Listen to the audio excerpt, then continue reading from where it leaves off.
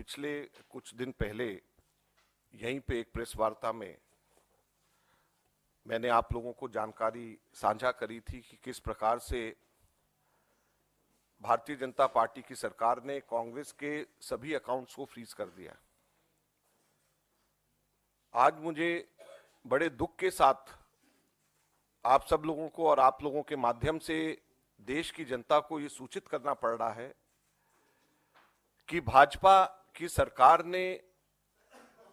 सभी अपनी opposition parties के खिलाफ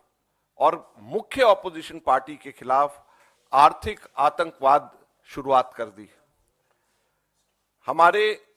65.88 करोड़ 65.88 करोड़ के ऊपर परसों भाजपा की सरकार, इनकम टैक्स अथॉरिटीज ने डाका डाल करके हमारे पार्टी के कार्यकर्ताओं के पैसे जो उन्होंने अपनी स्वेच्छा से हमारे को मेंबरशिप के माध्यम से, एनएसयूआई के स्टूडेंट्स ने अपनी जेब खर्ची काट करके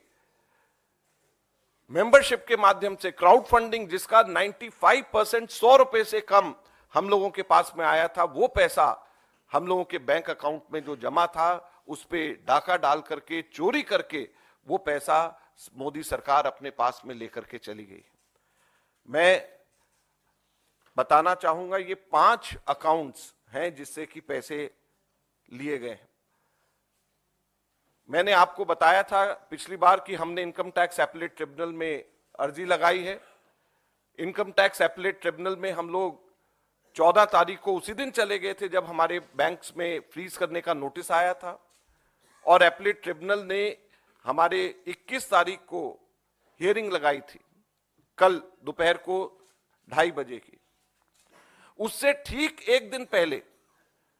इनकम टैक्स के ऑफिसर्स बैंक में जा करके, एक बैंक के ब्रांच में जा करके वहां पर धमकी दे करके मैनेजर्स को कि ये पैसा हम आपसे पर्सनली वसूल करेंगे अगर आपने हमारे को नहीं दिया, ऐसा कह करके उन्होंने 5 बैंक्स के ब्रांचेस से 65.88 करोड़ 65 करोड़ 88 लाख 81,474 रुपए उन्होंने इन बैंकों से वसूल कर लिए डिमांड ड्राफ्ट के माध्यम से, जिसमें इंडियन यूथ कांग्रेस के 4 करोड़ 20 लाख 35 हजार, एनएसयूआई के 1 करोड़ 43 लाख 98 हजार और बाकी लगभग 60 करोड़ रुपए कांग्रेस के एआईसीसी के अकाउंट जो bank of Baroda, union bank और पंजाब नेशनल बैंक में है, इन तीनों बैंक से ले लिए गए।